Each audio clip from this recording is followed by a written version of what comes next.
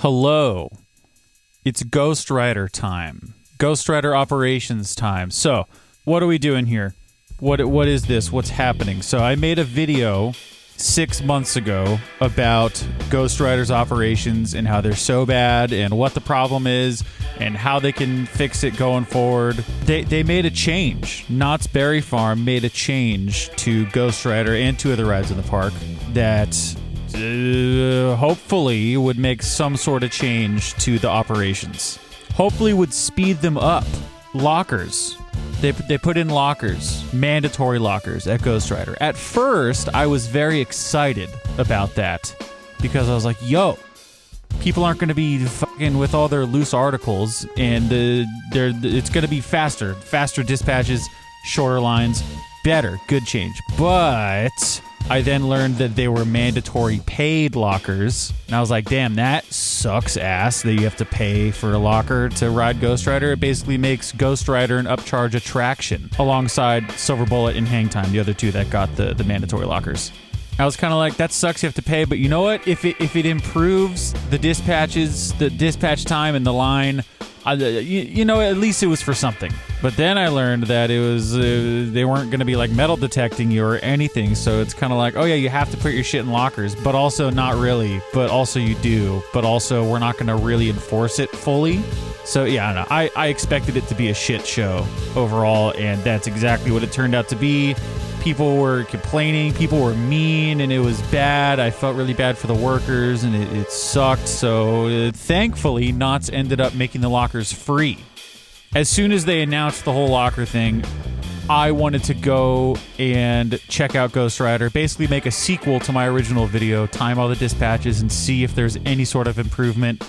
Or maybe it was worse somehow, and just kind of observe what's going on in the station, see what's cracking at Ghost Rider. So that's what I did. I went twice. I went once when the lockers were paid, so you had to pay to use them, and then I went once after they made them free. So two different little sets of data here, curious to see what's going on, and compare it to the original video, all the original data that I got. So, what is Ghost Rider? If you don't know what Ghost Rider is, it's a wooden roller coaster in Southern California at Knott's Berry Farm, and it's fucking sick. It's one of the best roller coasters in the world. It's one of my favorites I've ever done. It kicks so much ass. It is so much fun. Absolutely iconic. But I'm not here to talk about Ghost Rider as a ride. I'm here to talk about its operations. So that's what we're going to do. We're going to jump into day one. So day one, this is the day I went when it was paid. The lockers were paid, mandatory and paid. Rolled up to the park, and the park was dead, thankfully, so we weren't going to have to wait too long, which is sick. We paid for the all-day movable locker, which was $15 for the day. We were going to hang out after that and go on some other stuff, so that's what we did. Very stupid. I'm glad that they got rid of the paying aspect of it. Up into the station, basically a walk-on. We waited like 10 minutes, something like that. Fuck yeah, dude. I ended up hanging out for a little bit. Filmed some stuff from the exit. We rode like 3 times, so I got like 40 minutes of data, something like that. There were a couple little things that happened on that day, but I'm gonna talk about all of that towards the end of the video. Data right now. So day one, here's what we got. Average dispatch time of 2 minutes and 54 seconds. That gets us to about 21 trains being sent per hour, 24 seats per train, 504 riders per hour. Theoretical. There's a shit ton of empty seats, even more so right now than it was before, so I'm going to say 3 empty seats per train. So that gets us to 441 riders per hour when accounting for empty seats. Since the park was so dead, Fastlane wasn't really making much of an impact on the whole thing, but if it was a day where the Fastlane line was at its normal length, they'd be taking, half and half. So like 1 train fast lane, 1 train standby.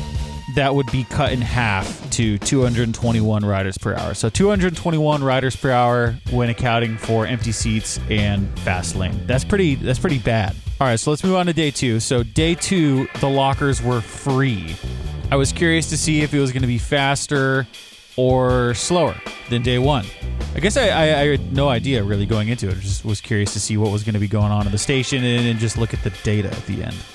Day 2, it was packed. It was slammed. Very, very crowded. which I would say Knott's is usually crowded more than it is not crowded. It's rarely just dead. So I'd say this is probably a little more accurate representation of the operations. And it's the most up to date because, you got the free lockers. Free mandatory lockers. The queue was advertised at 75 minutes, and that is pretty much exactly what we waited, like right on the dot. So that's pretty dope. They kind of catch you in that barn down there, and they look at you, and they look to see if you have anything you need to put in lockers, and they either like, okay, you got to go pay for your locker, or you can go right on up. All I had on me was like a shoulder bag. I'll show you which one it is right here. And I guess you're allowed to ride with that. So they let us go. And honestly, like we kind of cut like 20, 30 people just by doing that because all the other people had to go put their bags away. So if you don't have loose articles, it's going to be a shorter wait for you. That's kind of sick. Normally, I wouldn't want to ride with anything because I know what Ghost Rider can do to you. But I was curious to see how the ride's forces would affect the bag that I was wearing. Because I don't think you should be bringing anything onto Ghost Rider, personally. That shit, it'd be throwing you around, man. Anyways, data. Day 2 data. What we got? We got an average dispatch time of 2 minutes and 56 seconds. That gets us to 480 riders per hour, theoretical capacity, and 210 riders per hour, standby. The fast lane line was fucked. It was all the way down the barn, wrapping around it down there. It was very long. That's how it felt, too. We waited standby. It felt so long, so slow, dude. Just crawling. Snail's pace. So let's compare. So day 1, we had theoretical 504 riders per hour and standby of 221 riders per hour. So day 2 was slower than day 1, but not by much. I'd say they're the same. Kind of wild how close they are. So if we're averaging all that, putting it all together, we have a theoretical capacity of 492 riders per hour and 216 riders per hour standby. If we compare those to my original video, wow, this is so exciting. I'm a scientist. I'm a real life scientist. I almost failed high school chemistry and now I'm here. Look at me go, dude. Anything's possible. Without lockers, Ghost Rider was rocking an average dispatch time of 2 minutes and 39 seconds with a theoretical capacity of 552 riders per hour, which would be 330 riders per hour standby. With the lockers, we have an average dispatch time of 2 minutes and 55 seconds. That gets us to 492 riders per hour, theoretical, 216 standby. Slower. Lockers slower. Bad. Okay. Why is it slower? It should be faster, right? Because people have less shit on them and they're not having to cross over the train into the cubbies. In my first video, I said that they were losing up to a minute per train on people putting their loose articles into the cubbies. So it should be faster because people don't have their loose articles, right? In theory, the loose articles you'd have to store in your cubby are now being stored in a free locker downstairs. In theory, it does work, and it is a good idea, and it should improve the capacity of Ghost Rider. On day 1, there were a couple instances in the 40 minutes I was there hanging out around Ghost Rider. There were a couple instances of people not putting their backpacks in lockers, and then it was a whole thing. They'd argue with the ride operator while the train's still sitting there. There was this one lady who, like, her kids were sitting down and everyone's restraints were down, and the lady was like arguing and being mean, like, "I'm my backpack, I don't want to get a locker." And then they made everyone open the restraints and get her kids out and the whole thing so she could go down and get her locker and then come back up and ride. I thought that maybe on day 2 there would not be stuff like that happening because the lockers were free and therefore people would be like, "Oh, sorry, I messed up. I'm going to go down and get my free locker." But that was not the case. There were so many cases of people going through the train, putting their fanny pack or their water bottle, their phone, their hat up on top of the cubbies and then going and sitting down, buckling up their seatbelt. And then the ride operators are going and checking, and they look on the side and they're like, whose is this? Whose is this? And then someone's like, it's mine. And they're like, you got to ride with it. So then they have to unbuckle their seatbelt, go get all their shit, and then sit back down with it. And then they can continue checking the rest of the train. That is the stuff that is slowing it down significantly. We no longer have the whole crowded traffic by the cubbies, everyone getting their stuff, but now we have people not following directions and therefore just slowing down the operations. You know, and then you have an adult who's doing that, and their kids are sitting down, and they don't want to leave their kids behind, and they make their kids get out and whatever. It's a whole thing, right? All while the other train is stacked behind and the line is not moving. That, and I also saw a bunch of people who had just ridden, and they went, like they exited, and then they realized like, oh shit, I forgot my bag in the train. I forgot my phone in the train, whatever. And then they go back, go to the train, talk to the ride operator, and then they're holding up the train so they can look for their phone. They get the person who's sitting in their old seat to stand up and look for it, and it's a whole thing. I think the number one way to improve operations at Ghost Rider would be to have the free lockers downstairs, which they have now. They have those. But it would also be to make the loose article policy much more strict. I think it would improve things on a operational standpoint, so the line would move faster, and on a safety standpoint. For operations, if you're metal detecting people downstairs, then they can't hide anything from that person that's down there. Dude, and I don't blame the person down there for like missing things. It's dark down there and it's loud, and there's one person and people are crazy. People are crazy, and there's two lines being fed in down there, and they're having to check all these people. So yeah, absolutely not their fault. It's not the guest's fault either. Not the guest's fault or the worker's fault. Everyone's just trying their best out here, okay?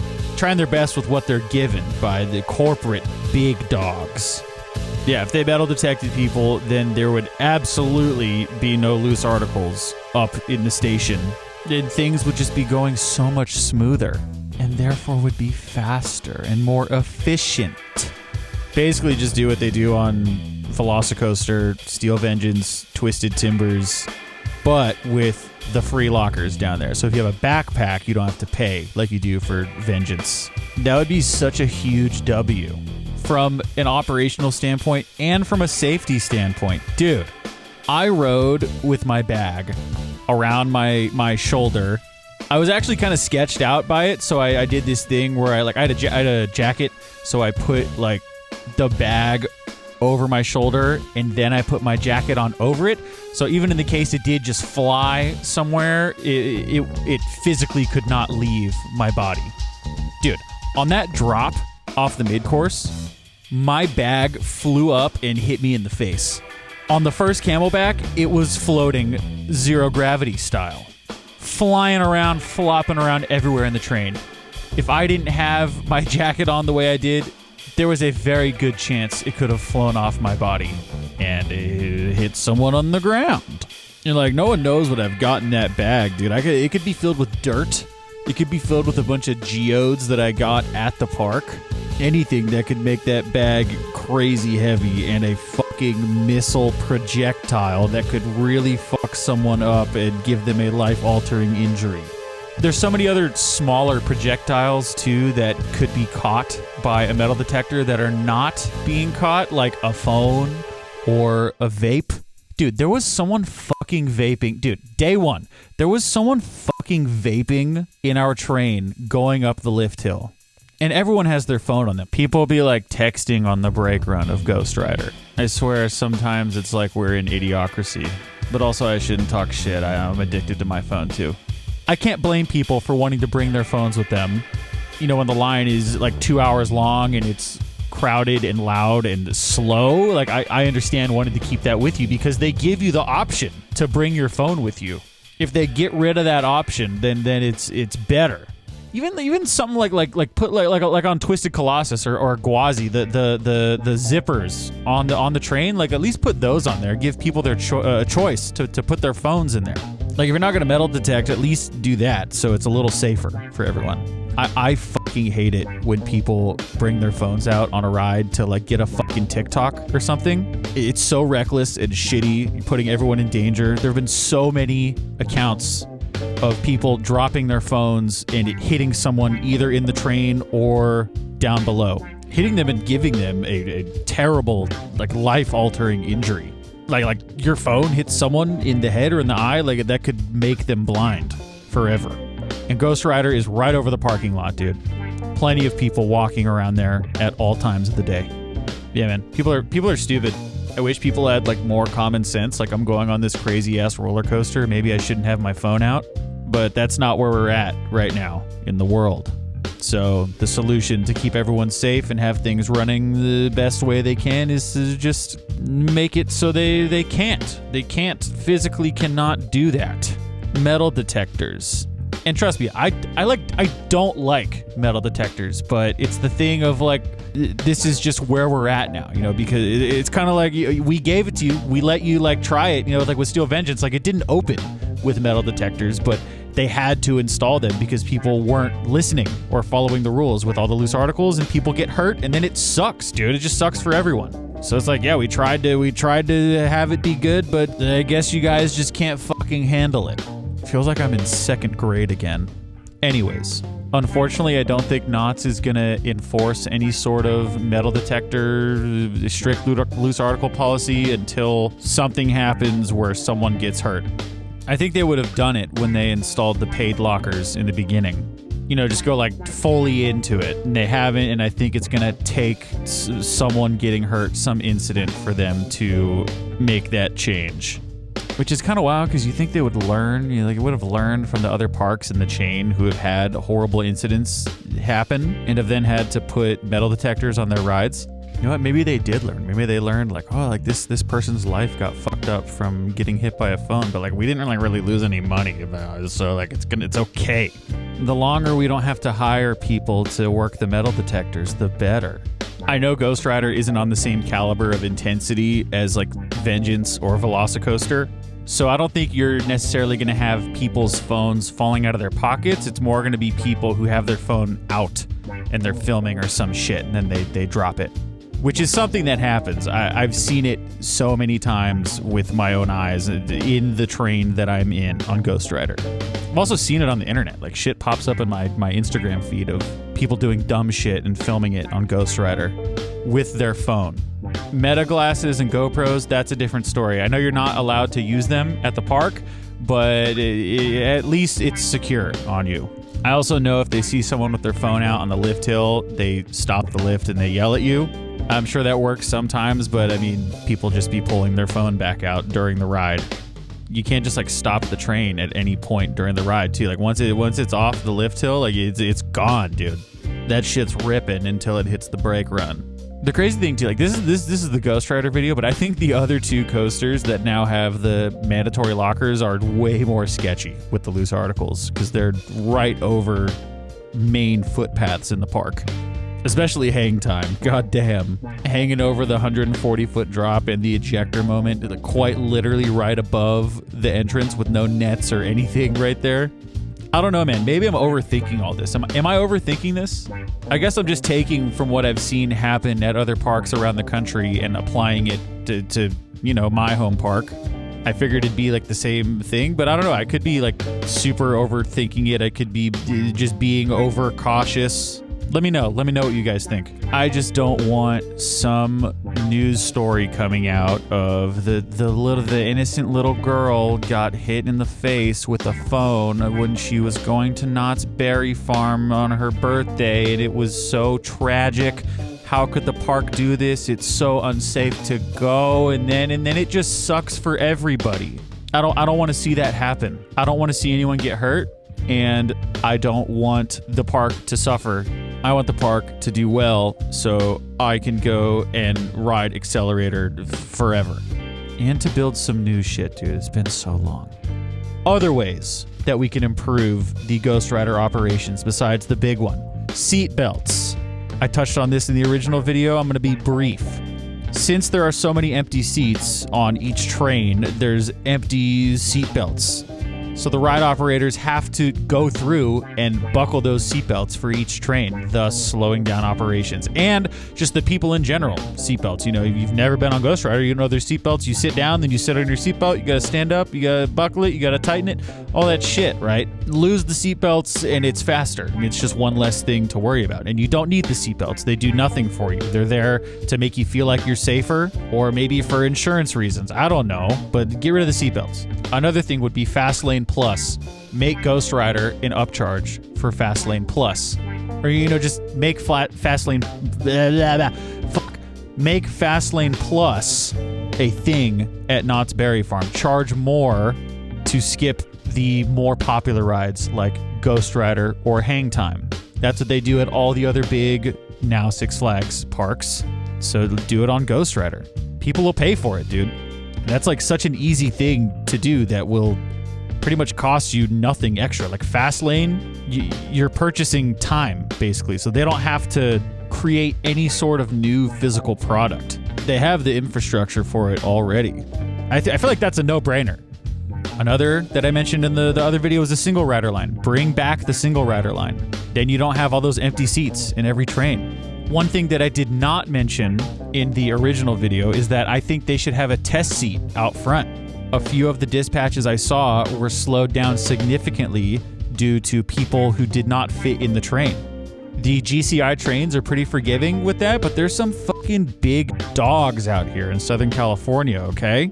I think that would show them like, hey, I might not fit, I'm gonna try it out before I try to ride. Thus, you know, getting rid of, or not getting rid of completely, but just less instances of the operators having to stop on one person and like slam the lap bar into them as hard as they can so they can get it to click once.